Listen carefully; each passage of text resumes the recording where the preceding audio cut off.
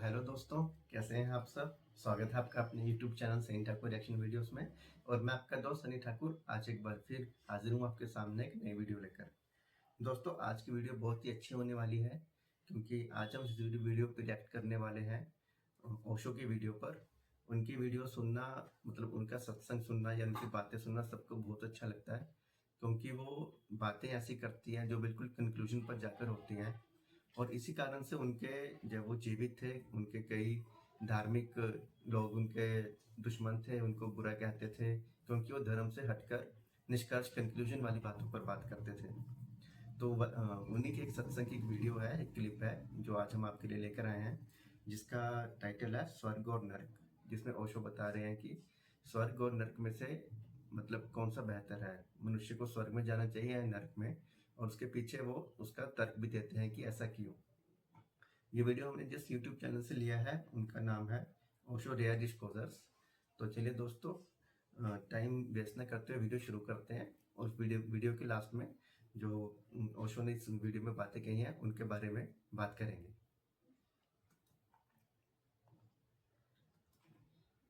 Start start. जिससे हंसना आ गया, जिससे नाचना आ गया, जिसने जीवन की धुन को पकड़ लिया और जो जीवन के गीत में तालबद्ध होना सीख गया, जो जीवन के साथ छंद का अनुभव करने लगा, जिसके पैर जीवन के नाच के साथ पड़ने लगे, जीवन की बांसुरी ने जिसके हृदय को छू लिया, वो सभी जगह प्रमुदित होता है। तुम उसे नरक में न डाल सकोगे। शास्त्र कहते हैं पुण्यात्मा स्वर्ग जाता है, पापी नरक जाता है। बात बिल्कुल भिन्न है। पापी कहीं और जा नहीं सकता। ऐसा नहीं कि नरक भेजा जाता है, कहीं भी भेजो पापी नरक पाता है। ऐसा नहीं कि पुण्यात्मा को स्वर्ग भेजा जाता। कौन बैठा है सब हिसाब करने को? कौन इस सब व्यवस्था को बिठाता रहेगा? किसको पड़ी है? तो अभी जितनी हमने क्लिप देखी है, इसमें जैसे कि आप जानते होंगे, हिंदू धर्म, इस्लाम धर्म, क्रिश्चियनिटी, सब में कहा जाता है कि अच्छे काम करोगे तो स्वर्ग में जाओगे, बुरे काम करोगे तो नरक में जाओगे। सबका बेसिक कॉन्सेप्ट यही है। बट इसमें ओशो कह रहे हैं कि ये कौन है डिसाइड करने वाला कि कौन स्वर्ग में जाएगा कौन नरक में जाएगा। ऐसा हो सकता है कि जिसने पाप किया, पुण्य किया और बाद में एक पाप कर लिया, उसके एक पाप को ज़्यादा ऊपर रखकर उसको नरक में भेज दिया जाए। तो जितनी मैंने क्लिप देखी है अभी तक इतना, चलिए आगे कंटिन्यू करते हैं।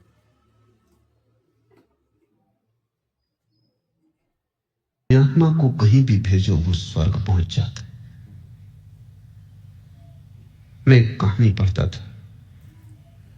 यूरोप का एक बहुत बड़ा विचारक हुआ एडमंड बर्ग। वो रोज सुनने जाता था एक पादरी को। पादरी ने एक दिन चर्च में कहा कि जो लोग पुण्यात्मा हैं और परमात्मा में भरोसा करते हैं वो स्वर्ग जाते हैं। एडमंड बर्ग खड़ा हो गया। उसने कहा, मुझे एक बात पूछी। आपने दो बातें कही कि जो लोग पुण्यात्मा हैं और परमात्मा में भरोसा करते वो स्वर्ग जाते हैं। मैं पूछता हूं कि जो लोग पुण्यात्मा हैं और परमात्मा में भरोसा नहीं करते वो कहां जाते? और मैं ये भी पूछना चाहता हूं कि जो परमात्मा में भरोसा करते हैं और पुण्यात्मा नहीं, वो कहां जाते? एडमंड बर्ग की जिज्ञासा एकदम प्रमाणिक थी। पादरी भी ठगा सा रह गया, क्या कहे। उसे बड़ी उलझन हो गई। अगर वो कहे कि जो लोग पुण्यात्मा हैं और परमात्मा में भरोसा नहीं करते वो भी स्वर्ग जाते हैं, तो स्वभावतः बर्ग कहेगा फिर परमात्मा में भरोसे की जरूरत, पुण्य ही काफी है। और अगर मैं कहूं कि जो लोग पुण्यात्मा हैं और परमात्मा में भरोसा नहीं करते वे स्वर्ग नहीं जाते, तो भी बात ठीक नहीं है। तो बर्ग कहेगा तो फिर पुण्य की झंझट में पड़ने की क्या जरूरत, परमात्मा में भरोसा काफी है। पादरी ने कहा, मुझे तुमने उलझन में डाल दिया, थोड़ा मुझे सोचने का समय दो, कल। जो फिलोसफर्स होते हैं वो बातें ऐसी करते हैं कि कोई भी, जैसे आम आदमी, चलो पादरी तो वो ये गॉड के प्रचारक होते हैं उनसे भी उन्होंने, जो एक फिलोसफर था, अपनी जिज्ञासा शांत करने के लिए ऐसा क्वेश्चन कर दिया कि अगर मैं पुण्य करूं और परमात्मा को ना मानूं, क्या मैं स्वर्ग में जाऊंगा? या मैं पुण्य ना करूं और सिर्फ परमात्मा को मानूं, क्या तब भी मैं स्वर्ग में जाऊंगा या नहीं? और ये दोनों सवाल आपस में इतने बंधे हुए हैं कि जो पादरी है उसको भी मालूम नहीं कि इसका आंसर क्या है। तो इस हिसाब से जो फिलोसफर्स अपनी बात रखते हैं, और ओशो एक कहानी के माध्यम से भी यही बताने की कोशिश कर रहे हैं अभी।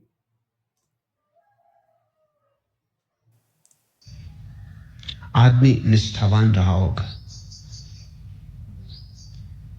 चालाक नहीं, बुद्धिमान रहा होगा। बहुत सोचा लेकिन उलझन न हल हुई। सुबह सुबह बोर होते होते रात भर का जागा, सोचता सोचता नींद लग गई। नींद में उसने एक सपना देखा ओके। कि वो ट्रेन में बैठा है। उसने लोगों से पूछा, ये ट्रेन कहां जा रही? उन्होंने कहा, ये स्वर्ग जा रही। उसने कहा, चलो अच्छा हुआ, यही तो मुझे पूछना था। ये अच्छे हुआ आंख से ही देख लूंगा। तो उसने सोच रखे नाम मन में। जैसे सुकरात परमात्मा में भरोसा नहीं करता था, आदमी पुण्यात्मा था। जैसे बुद्ध, इससे और पुण्य की साकार प्रतिमा कहां पाओगे?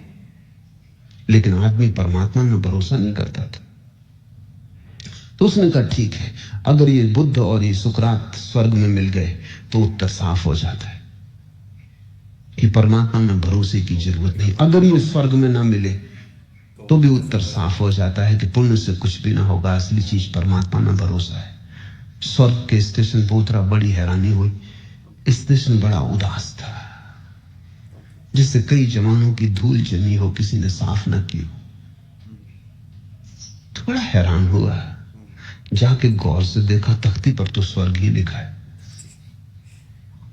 गांव में प्रविष्ट हुआ, बड़ी बेरौनक थी बस्ती। कहीं फूल खिलते न मालूम पड़ते थे, और किसी घर से वीणा के स्वर न उठते थे। कहीं कोई नाश्ता न मिला। मिले भी ऐसे धर्मगुरु, पादरी, मुनि, मगर कोई रौनक न मिली। ऐसे जैसे मुर्दे चल रहे हो। स्वर्ग में, ये स्वर्ग की बात हो रही है। कहीं कोई महोत्सव न मिला। जिंदगी ऐसी लगी जैसे कि बोझ हो वहां। उसने पूछा कैसे कि सुकरात, गौतम बुद्ध? लोगों ने कहा, नाम सुने नहीं। यहां नहीं, दूसरी जगह नर्क में जाओ। नरक में खोजो। भागा, स्टेशन आया, पूछा कि नरक की गाड़ी भाग्य से खड़ी थी, जा ही रही थी। वो बैठ गया। नरक पहुंचा तो बड़ा हैरान होने लगा, जैसे किसी महोत्सव में प्रवेश हो रहा हो। बड़ा स्वच्छ था स्टेशन, जीवन मालूम पड़ता था। फूल खिले थे, गीत बजते थे, लोग चलते थे तो उनके पैरों में गति थी, रौनक थी, रंग बिरंगापन था। जीवन का इंद्रधनुष जैसे खिला था। वो बड़ा हैरान हुआ कि तो कुछ गड़बड़ है, नाम में, तख्ती में कुछ भूल चूक हो गई। मैं ये सोच रहा था। इसको स्वर्ग होना चाहिए। मैं ये सोच रहा था। उसने पूछा कि सुकरात बुद्ध? उन्होंने कहा, वो यहां है। अच्छा। और नाम में कोई गलती नहीं हुई, उनके आने से ही ये नरक स्वर्ग हो गया।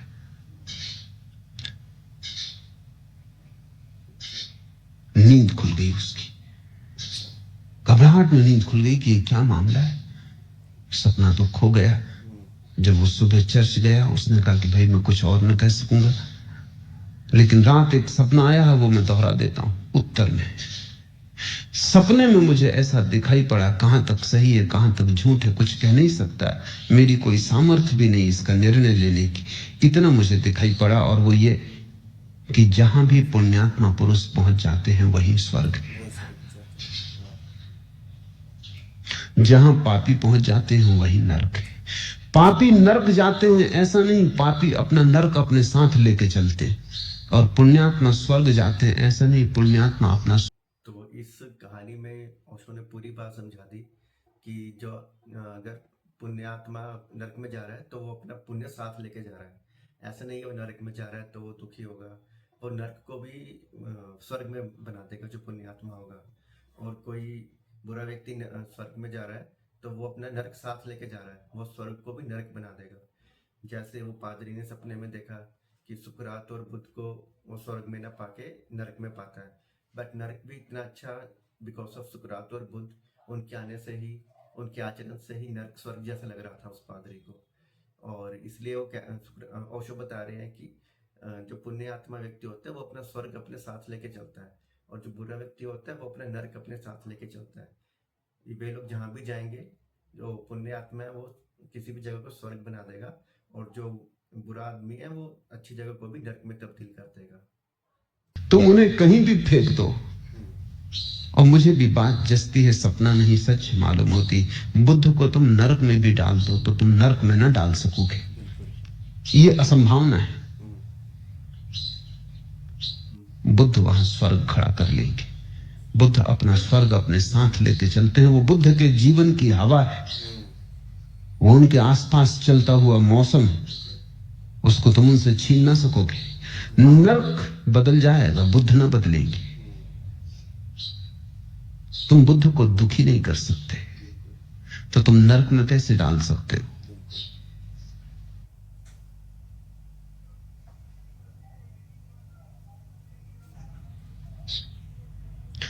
तुम तुम्हारे तथाकथित धर्म गुरुओं को सुखी नहीं कर सकते, तुम स्वर्ग कैसे भेज सकते हो?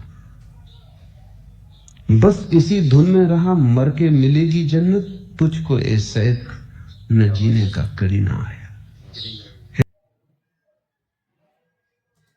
धर्मगुरु जी सोचता रहा कि मरूंगा तो उसके बाद स्वर्ग में जाऊंगा, जन्नत में जाऊंगा, हेवन में जाऊंगा, बट इस चक्कर में वो जो उसका जीवन था उसको भी ठीक से जी नहीं पाया। ओशो की इन्हीं बातों से जो धर्मगुरु रहते थे या किसी भी रिलीजन के हो, वो ओशो से खफा रहते थे, उनकी ओशो से बनती नहीं थी। ओशो बातें ही इस लेवल पे करते थे, धार्मिक लोगों को उनकी बातें पसंद नहीं आती थी। बेशक ओशो शास्त्रों का हवाला देकर बोलते थे, ग्रंथों का हवाला देकर बोलते थे, बट धार्मिक लोगों को फिर भी बातें मतलब अच्छी नहीं लगती थी। इसी आशा में रहा कि मर के मिलेगा स्वर्ग। जिसने जीते जी स्वर्ग न पाया वो मर के कैसे पालेगा? जब जीते जी चूक गए तो मुर्दा होके कैसे पालोगे? स्वर्ग तो होता है तो जीवन से जुड़ता है, मौत से नहीं। स्वर्ग होता है तो जीवन से निकलता है, मौत से कैसे निकलेगा? स्वर्ग मरघटों में नहीं है, स्वर्ग वहां है जहां जीवन नाचता है हजार हजार रंगों में। स्वर्ग वहां है जहां जीवन की धुन बज रही है हजार हजार स्वरों में। स्वर्ग वहां है जहां तुम जितने गहरे जीवंत हो जाते हो। स्वर्ग सिकुड़ना नहीं है, फैलाव है। इसलिए हिंदुओं ने अपने परम सत्य को ब्रह्म कहा। ब्रह्म का अर्थ होता है विस्तीर्ण। ब्रह्म का अर्थ है जो फैलता ही गया है, जिसकी कोई सीमा नहीं आती। तुमने कभी ख्याल किया, दुख सिकुड़ता है, आनंद फैलता है। दुख का स्वभाव है सिकुड़ना। जब तुम दुखी होते हो तो तुम चाहते हो द्वार दरवाजे बंद करके बैठ जाओ, कोई मिलने ना आए, किसी से बात ना करनी पड़े, बाजार ना जाना पड़े, तब तुम अपने को बंद कर लेना चाहते हो, सिकुड़ के पड़ जाना चाहते हो बिस्तर में। अगर बहुत ही दुखी हो जाता आदमी तो मरने की चेष्टा करने लगता है, कब्र में समा जाना चाहता ताकि फिर कभी कोई दोबारा ना मिले, अकेला हो जाऊं। इसलिए दुखी आदमी आत्मघात कर ले जाए। लेकिन जब सुख भरता है, जब महासुख उतरता है, जब तुम नाचते होते हो, तब तुमसे कोई कहे घर में बैठो, तुम कहोगे नहीं, अभी तो जाना है, अभी तो बांटना है, अभी तो फैलना है।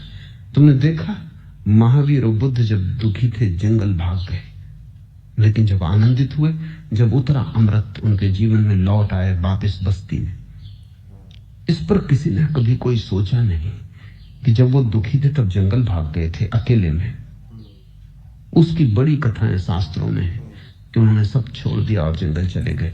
लेकिन इस संबंध में शास्त्र कुछ भी नहीं कहते कि एक दिन उन्होंने जंगल छोड़ दिया और बस्ती में वापस आ गए।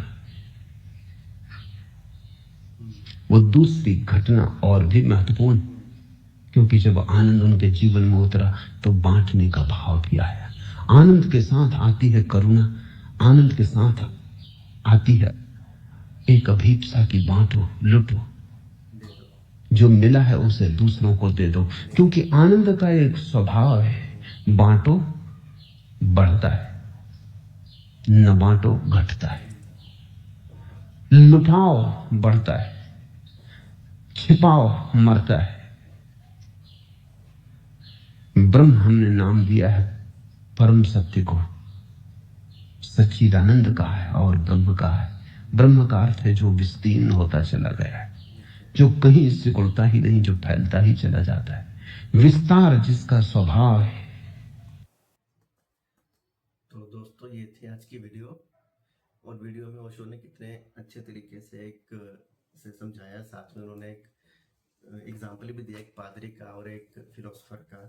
बट जो लास्ट में ओशो ने बात कही कि जो जब खुश होते हैं हम, खुशी का स्वभाव है बढ़ना बांटना, और जो दुखी होते हैं तो उसका स्वभाव है सिकुड़ना। तो ये हम सब ने अपने लाइफ में भी एक्सपीरियंस किया होगा कि जब हम दुखी होते हैं तो अकेले रहना चाहते हैं, किसी से बात करने का मन नहीं होता, ऐसा लगता है कि मेरे को मेरे हाल पे छोड़ दो। और जब व्यक्ति ज़्यादा दुखी हो जाए तो फिर उसके मन में मरने के ख्याल भी आने लगते हैं। और कुछ और कई उसमें किस्सों में मर भी जाते हैं, इंसान खुदकुशी भी कर लेता है। लेकिन जब हम खुश होते हैं तो हमारा मन करता है हमें खुशी सबसे बांटें, सबको बताएं, और बाहर जाएं, लोगों से मिलें, उनको खुशी, मतलब जैसे खुशी हमारी बांटने से बढ़ती है वो चीज़ हम करें। और उस केस में अगर कोई हमें रुकने को बोले तो फिर हमें अजीब लगता है कि मैं खुश हूँ और मुझे खुशी बांटने नहीं दी जा रही है। इसीलिए, और जो उन्होंने बुद्ध का और इनका महावीर जैन का जो एग्जाम्पल दिया है कि जब वो दुखी हुए दोनों अपनी लाइफ में तो जंगल चले गए एकांत में, किसी से मिलना नहीं, बात नहीं, ध्यान लगाया। बट जब उनको आनंद प्राप्त हुई, उनको सब कुछ मालूम हो गया, तो उसके बाद वो सामान्य जीवन में लौट आए इस चीज़ को सबके साथ बांटने के लिए। और क्योंकि ओशो ने कहा कि शास्त्रों में जो दूसरी घटना थी जब वो वापस बस्ती में आ गए, मतलब सामान्य जीवन में आ गए, उसके बारे में लोग बात नहीं करते, उसके बारे में कुछ नहीं लिखा गया है। पर जब वो दुखी होकर जंगल में गए थे उस बारे में हमें कभी कभी काफ़ी कुछ सुनने को मिलता है। तो दोस्तों ये थी आज की वीडियो। और ओशो की वीडियोस मुझे देखने में, सुनने में बहुत मज़ा आता है, और रिएक्शन करने में तो उससे भी ज़्यादा मज़ा आया। आपको वीडियो कैसी लगी मुझे कमेंट में ज़रूर बताइएगा। जल्दी मिलूंगा आपसे नई वीडियो में, तब तक अपना ध्यान रखिएगा। Good bye.